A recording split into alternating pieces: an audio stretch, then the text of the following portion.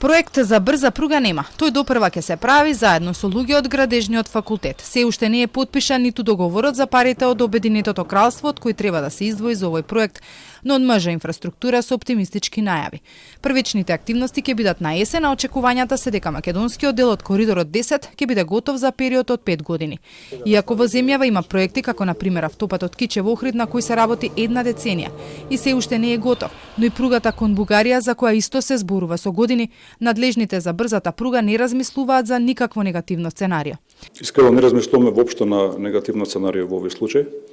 Точно дека во есен ќе има градежни активности, меѓутоа тие се пак припремни градежни активности, геолошки и геотехнички истражувања и пречистување на терен од аспект на имотно-правни односи, но на правата силна механизација која ќе дое на терени со 300, 400, 500 луѓе би требало да биде кон крајот на оваа година или најдосна до година ова време.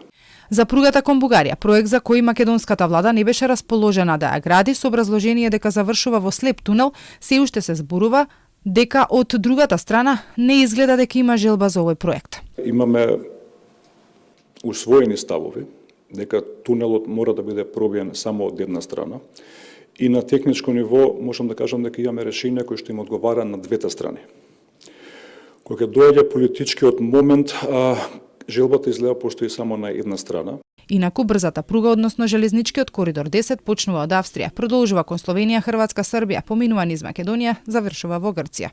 Македонскиот дел од овој коридор е од Табановци до Гевгелија. Покрај ова се планира и модернизација и на железничката станица во Скопје. И двете претпријатија и МЖ Транспорт и инфраструктура се меѓу оние со доспеани, а неплатени долгови кои достигнуваат и до 60 милиони евра.